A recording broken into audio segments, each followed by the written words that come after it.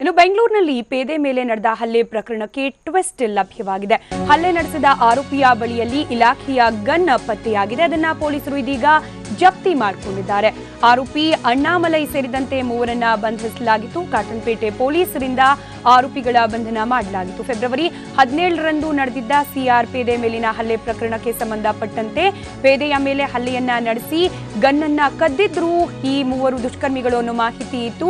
ವಿಚಾರಣೆ ವೇಳೆ ಪೊಲೀಸರಿಗೆ ಖುದ್ದು ಆರೋಪಿಗಳೇ ಗನ್ನನ್ನ ಕಳುವು ಮಾಡಿದ್ದಾಗಿ ಒಪ್ಪಿಕೊಂಡಿದ್ರು. ಇನ್ನು ಇದೇ ವಿಚಾರಕ್ಕೆ ಸಂಬಂಧಪಟ್ಟಂತೆ ದೂರಿನಲ್ಲೂ ಕೂಡ ಪೇದೆ ಒಂದು ಉಲ್ಲೇಖವನ್ನ ಮಾಡಿರ್ತಾರೆ. ಏನಂತಂದ್ರೆ ಗನ್ನನ್ನ ಕದ್ದಿಲ್ಲ, ಗನ್ ನನ್ನ ಬಳಿಯೇ ಇದೆ ಅಂತ ಹೇಳಿ ಪೇದೆ ಹೇಳಿರ್ತಾರೆ. ಪುರುಷೋತ್ತಮ್ ಅನ್ನೋ ಪೇದೆ ಮೇಲೆ ಏನು ಹಲ್ಲೆ ನಡೆದಿರುತ್ತೆ. ಈ ಪ್ರಕರಣಕ್ಕೆ ಸಂಬಂಧಪಟ್ಟಂತೆ ಬಂಧನಕ್ಕೆ ಒಳಗಾಗಿರುವ ಆರೋಪಿಗಳ ಬಳಿಯಲ್ಲೂ ಕೂಡ ಒಂದು ಗನ್ ಪತ್ತೆಯಾಗಿದ್ರೆ, ಇನ್ನು ಪೇದೆ ಪುರುಷೋತ್ತಮ್ ಮನೆಯಲ್ಲೂ ಕೂಡ ಇಲಾಖಾ ಗನ್ ಒಂದು ಪತ್ತೆಯಾಗಿದೆ. ಪೊಲೀಸರ ತನಿಖೆಯ ವೇಳೆಯಲ್ಲಿ ಮತ್ತೊಂದು ಗನ್ ಪತ್ತೆಯಾಗಿದೆ. 1996ರಲ್ಲಿ ನಾಪತ್ತೆಯಾಗಿದ್ದ ಗನ್ ಒಂದು ಪೇದೆ ಮನೆಯಲ್ಲಿ ಪತ್ತೆಯಾಗಿದೆ. ರಾಜಭವನದಲ್ಲಿ ಈ ಒಂದು ಗನ್ ನಾಪತ್ತೆ ಆಗಿರುತ್ತೆ. ಅದು ಪೇದೆ ಪುರುಷೋತ್ತಮ್ ಮನೆಯಲ್ಲಿ ಇದೀಗ ಪತ್ತೆಯಾಗಿದೆ. ಹೀಗಾಗಿ ಎರಡೆರಡು ಇಲಾಖಾ ಗನ್ ಇರೋದು, ಜೊತೆಗೆ ಕಳುವಾಗಿದ್ದ ಗನ್ ಪೇದೆಯ ಮನೆಯಲ್ಲಿ ಇದ್ದ ಹಿನ್ನೆಲೆಯಲ್ಲಿ ಪೇದೆಯನ್ನ ಬಂಧಿಸುವ ಸಾಧ್ಯತೆ ಕೂಡ ಇದೆ. ಈಗ ಸಿಎಆರ್ ಪೇದೆ ಪುರುಷೋತ್ತಮನನ್ನ ಬಂಧಿಸುವ ಸಾಧ್ಯತೆ ಕೂಡ ಕಂಡು ಬರ್ತಾ ಇದೆ.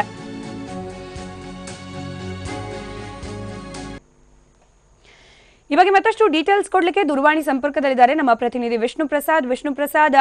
ಪೇದೆ ಮೇಲೆ ಹಲ್ಲೆ ಪ್ರಕರಣಕ್ಕೆ ದೊಡ್ಡದೊಂದು ಟ್ವಿಸ್ಟ್ ಲಭ್ಯವಾಗಿರೋದು. ಎಲ್ಲೋ ಒಂದ್ ಕಡೆ ಪೇದೆಯೇ ಗನ್ನನ್ನ ಕಳುವು ಮಾಡಿದ್ರ ಅನ್ನೋ ಅನುಮಾನ ಕೂಡ ಮೂಡ್ತಾ ಇರೋದು. ಸೊ ಏನ್ ಡೀಟೇಲ್ಸ್ ಸಿಗ್ತಾ ಇದೆ ಪ್ರಕರಣದ ಬಗ್ಗೆ?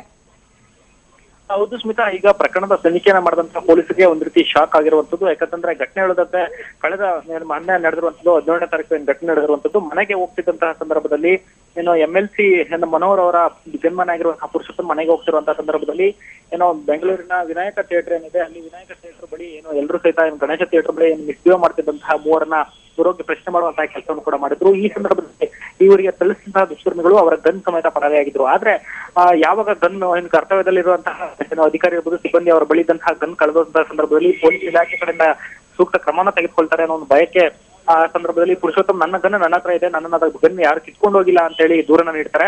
ಆದ್ರೆ ಈ ದೂರನಂತೆ ಪೊಲೀಸರು ಸಹಿತ ಅನುಮಾನಗೊಂಡು ಅವ್ರ ಮನೆ ಪರಿಶೀಲನೆ ನಡೆಸಿದ ಸಂದರ್ಭದಲ್ಲಿ ಮನೆಯಲ್ಲಿ ಒಂದು ಗನ್ ಅನ್ನು ಸಹಿತ ಅವರಿಗೆ ತೋರಿಸುವಂತ ಕೆಲಸವನ್ನು ಪುರುಷೋತ್ತಮ್ ಮಾಡಿದ್ರು. ಆದ್ರೆ ಪೊಲೀಸ್ ಇಷ್ಟಕ್ಕೆ ಸುಮ್ಮನಾಗಿದ್ರು. ಆದ್ರೆ ಹಲ್ಲೆ ಮಾಡಿಸಿದ ಪ್ರಕರಣಕ್ಕೆ ಸಂಬಂಧಪಟ್ಟಂತೆ ತನಿಖೆ ಮಾಡಿದಂತಹ ಕಾಟನ್ಪೇಟೆ ಪೊಲೀಸರು ಅಣ್ಣಾಮಲೈ ಮತ್ತು ಆತನ ಇಬ್ಬರು ಸಹಚರನ ಇವತ್ತು ಬಂಧಿಸುವಂತಹ ಕೆಲಸವನ್ನು ಕೂಡ ಮಾಡಿದ್ದಾರೆ. ಬಂಧಿಸಿದಂತಹ ವೇಳೆಯಲ್ಲಿ ಅವರ ಮನೆಯಲ್ಲಿ ಈಗ ಇಲಾಖೆಗೆ ಸೇರಿದಂತಹ ಒಂದು ಗನ್ ಪತ್ತೆಯಾಗಿರುವಂತದ್ದು. ಅದು ಎಲ್ಲಿಂದ ಬಂತು ಅಂತ ಕೇಳಿದಂತಹ ಪ್ರಶ್ನೆಯಲ್ಲಿ ನಾವು ಪುರುಷೋತ್ತಮ್ಗೆ ಹಲ್ಲೆ ನಡೆಸಿ ಆತನಿಂದ ಪಡ್ಕೊಳ್ಳುವಂತಹ ಕೆಲಸವನ್ನು ಕೂಡ ಮಾಡಿದ್ವಿ ಅಂತ ಹೇಳಿ ಸ್ವತಃ ಆರೋಪಿಗಳು ಒಪ್ಕೊಂಡಿರುವಂತದ್ದು. ಇದಕ್ಕೆ ಸಂಬಂಧಪಟ್ಟಂತೆ ಪೊಲೀಸರು ವಿಚಾರಣೆ ನಡೆಸಿದಂತ ಸಂದರ್ಭದಲ್ಲಿ ಇಲಾಖೆಯ ಎರಡೆರಡು ಗನ್ಗಳು, ಈ ಗನ್ ಯಾವ್ದಾದ್ರು ಮಿಸ್ ಆಗಿದೆಯಾ ಅನ್ನೋದ್ರ ಬಗ್ಗೆ ಏನು ವಿಚಾರಣೆ ನಡೆಸಿದಂತ ಸಂದರ್ಭದಲ್ಲಿ ಈಗ ಪೊಲೀಸರಿಗೆ ಸಿಕ್ಕಿರುವಂತದ್ದು 1996ರಲ್ಲಿ ರಾಜಭವನದಿಂದ ಒಂದು ಗನ್ ಮಿಸ್ ಆಗಿರುವಂತದ್ದು. ಅಲ್ಲಿ ಪೇದೆಯಾಗಿ ಕೆಲಸವನ್ನು ಮಾಡ್ತಾ ಇದ್ರು, ಮತ್ತೆ ಸೆಕ್ಯೂರಿಟಿ ಕೆಲಸವನ್ನು ಮಾಡ್ತಿದ್ದಂತಹ ಸಂದರ್ಭದಲ್ಲಿ ದಶರಥ್ ರಾವ್ ಅಂತ ಹೇಳಿ ಅವರು CRPF ಪೇದೆಯವರು, ಅವರ ಗನ್ ಮಿಸ್ ಆಗಿತ್ತು. ಇದಕ್ಕೆ ಸಂಬಂಧಪಟ್ಟಂತೆ ಅವರ ವಿರುದ್ಧ ಕ್ರಮವನ್ನು ಕೈಗೊಳ್ಳಲಾಗಿತ್ತು. ಈ ಕ್ರಮ ಕೈಗೊಂಡು ಅವ್ರನ್ನ ಡಿಪ್ರಮೋಟ್ ಮಾಡಿದಂತಹ ಸಂದರ್ಭದಲ್ಲಿ ಮನನೊಂದಂತಹ ಅವರ ಮಗಳು ಸಹಿತ ಆತ್ಮಹತ್ಯೆ ಮಾಡ್ಕೊಂಡಿದ್ರು. ಮತ್ತೆ ಅವರ ಪತ್ನಿಯು ಸಹಿತ ಮಾನಸಿಕವಾಗಿ ಸಾಕಷ್ಟು ಖಿನ್ನತೆಗೊಳಗಾಗಿ ಇಡೀ ಸಂಸಾರವೇ ಹಾಳಾಗುವಂತಹ ಪರಿಸ್ಥಿತಿ ಈ ಹಿಂದೆ ನಿರ್ಮಾಣ ಆಗಿತ್ತು. ಆದ್ರೆ ಆ ಪ್ರಕರಣದಲ್ಲಿ ಇವರ ಮೇಲೆ ಆರೋಪವನ್ನು ಸಹಿತ ಸ್ವತಃ ದಶರಥ್ ಅವರು ಸಹಿತ ಮಾಡಿದ್ರು. ಆದ್ರೆ ಕೇಸ್ಗೆ ಸರಿಯಾದ ಸಾಕ್ಷ್ಯಾಧಾರ ಸಿಗದ ಹಿನ್ನೆಲೆಯಲ್ಲಿ ಅವರ ಆರೋಪದಿಂದ ಈ ಪುರುಷೋತ್ತಮ ಆ ಸಂದರ್ಭದಲ್ಲಿ ತಪ್ಪಿಸಿಕೊಂಡಿದ್ರು ಅನ್ನೋ ಮಾಹಿತಿ ಲಭ್ಯ ಆಗ್ತಿರುವಂತದ್ದು. ಈಗ ಪೊಲೀಸರ ತನಿಖೆಯಲ್ಲಿ ಬಹಿರಂಗ ಆಗಿರುವಂತದ್ದು 1996ರಲ್ಲಿ ಏನು ದಶರಥ್ ರಾವ್ ಅವರ ಗನ್ ಏನ್ ಮಿಸ್ ಆಗಿತ್ತು ಅದನ್ನ ಸ್ವತಃ ಈಗ ಪೇದೆ ಆಗಿರುವಂತಹ ಏನು ಪುರುಷೋತ್ತಮ ಅವರೇ ಕದ್ದಿರ್ಬೋದು ಅನ್ನೋ ಶಂಕೆ ಸಹಿತ ವ್ಯಕ್ತವಾಗ್ತಿರುವಂತದ್ದು. ಈ ಸಂಬಂಧಪಟ್ಟಂತೆ ಈಗಾಗಲೇ ಕಾಟನ್ಪೇಟೆ ಪೊಲೀಸರು ಪುರುಷೋತ್ತಮ ಅವರನ್ನು ವಶಕ್ಕೆ ಪಡೆದು ವಿಚಾರಣೆ ನಡೆಸುವಂತಹ ಕೆಲಸವನ್ನು ಕೂಡ ಮಾಡ್ತಾ ಇದ್ದಾರೆ. ಅಂದ್ರೆ ಈ ಹಿಂದೆ ಆತ 1996ರಲ್ಲಿ 21 ವರ್ಷಗಳ ಹಿಂದೆ ಮಾಡಿದಂತಹ ಕೃತ್ಯಕ್ಕೆ ಈಗ ಬೇರೆ ರೀತಿ ಸಿಕ್ಕಿರುವಂತದ್ದು. ಈಗ ಕೃತ್ಯ ಬೆಳಕಿಗೆ ಬಂದಿರುವಂತದ್ದು. ಅದು ಸಹಿತ ಸ್ವತಃ ತಾನು ಹೋಗಿ ಬೇರೆಯವ್ರ ಜೊತೆ ಜಗಳಾಡಿದಂತಹ ಸಂದರ್ಭದಲ್ಲಿ ತನ್ನ ಗನ್ ಕಳ್ಕೊಂಡಂತಹ ವೇಳೆಯಲ್ಲಿ ಆತ ಈಗ ಸಿಕ್ಕಾಕೊಂಡಿರುವಂತಹ ಪರಿಸ್ಥಿತಿ ನಿರ್ಮಾಣ ಆಗಿರುವಂತದ್ದು. ಸ್ಮಿತಾ, ಧನ್ಯವಾದ ವಿಷ್ಣು ಪ್ರಸಾದ್ ಮಾಹಿತಿಗಾಗಿ.